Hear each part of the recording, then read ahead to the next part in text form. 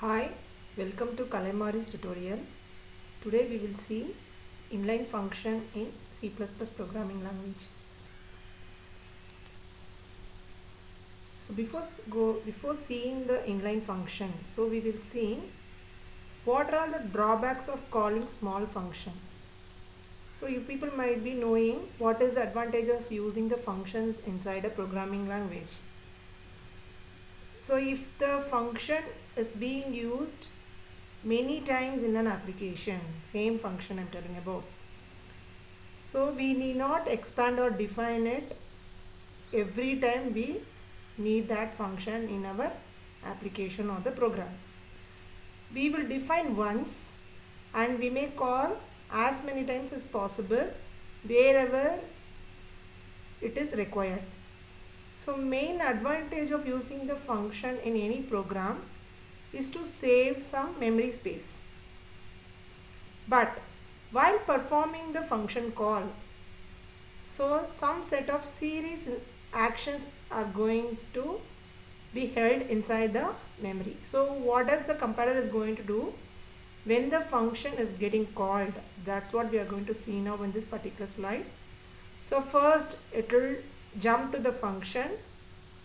Again it will be saving the registers required for the values for getting stored, and it will be pushing the arguments into the stack, and at last it has to return the value to the calling function. So these many operations are made whenever a function is called. If suppose a function is a lengthier one, if it has got so many number of statements in it, then in that situation this will be very much applicable. So it is going to reduce the number of lines in the code of the program, isn't it? But at the same time, if the function is very small, it has got only one line or two line statements in it, but that functionality is required many times in my program. So in that situation, if the function is called many times, so whenever I am calling a small function, even then all these instructions are going to be done, like jumping to the function, saving register, pushing arguments into the stack, returning to the calling function. So this will create an execution time overhead. So what does it mean? The execution time required for the application to complete its work will be more. So in order to reduce this, so in order to overcome this issue, in C++, and concept was introduced, is called the inline function. So this inline function is going to act like a macro inside the program. So this is going to help you in eliminating the cost calls required for the small functions.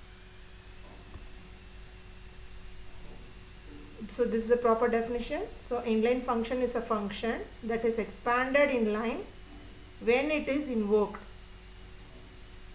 So whenever the compiler is going to see the function and which is already declared as inline, so the corresponding code will be replaced with the function call and the statement will be executed there. Function call will not happen there. So this is what we call it to be the inline function. Simply the function call will be replaced with the respective statements in the function itself. And this is applicable for small size function. If the function is going to hold only single statement or two statement, then that may be made as an inline function in order to reduce the cost call overhead. So this is the syntax for defining an inline function. So first initially we'll be giving an inline word followed by the function header or the function name we call it to be. So inside this function again we'll be providing some statements in it. So this what is the syntax for defining an inline function. So I have given an example. Inline, double is a return type, cube is a function name. So inside that we are passing double A as an argument, and only one statement we got here, right? return a into a into a. So here this inline function is not going to be worked in so many situations. So we'll see where this inline function is not going to work. So these are all the 4 cases where this inline function is not going to work at all. So first situation is, so for function returning values and having a loop or a switch or a go to statement, this inline function is not going to be applicable. And function that do not return value but have the return statement, there also this inline function is not applicable. And for functions having static variable, if the function is going to have the static variable in it, in that situation also this is not applicable. And if the inline functions are recursive, so recursive, you know, so it is a function defined in terms of itself, right? So in that situation, the inline functions will not be applicable. So now we'll see one example for that. So before that, we'll be seeing what are the advantages of using inline function in the program. So it is going to be better than a macro, and all the function call overheads are going to be eliminated. Program becomes more readable. Program executes more efficiently. So disadvantages. So this function is going to be applicable for only small size functions. This inline keyword, it is going to send a request to the compiler and not the command.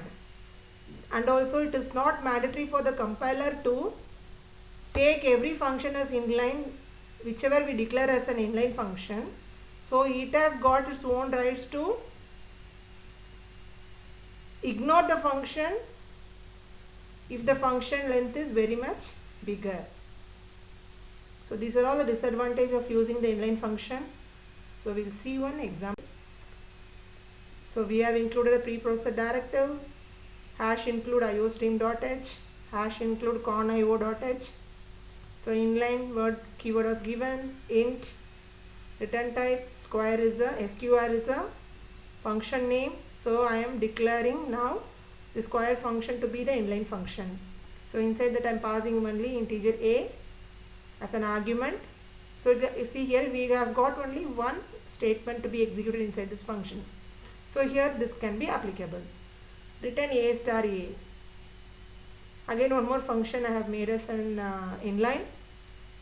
CUB function it is. So here again we are going to make this function as an inline function. Here also it is going to hold only one statement, return a into a into a. So we will see what happens within the main program. So within the main program, I am reading an element, reading the value for the variable a. So in the cout statement, sqr of a, I am going to call this function. So what does it mean? Sqr of a is, by passing this argument to the function sqr, I am going to call this. But we have already declared this sqr function as inline there. So calling of this function is not going to happen here. And the statements inside this function will be replaced here. So here what happens whenever the compiler is reading the statement? So in the place of sqr of a, return a star a will be replaced. So that will be executed here. Again CUB of a, here also calling will not occur. Return a star a, that statement will be replaced here.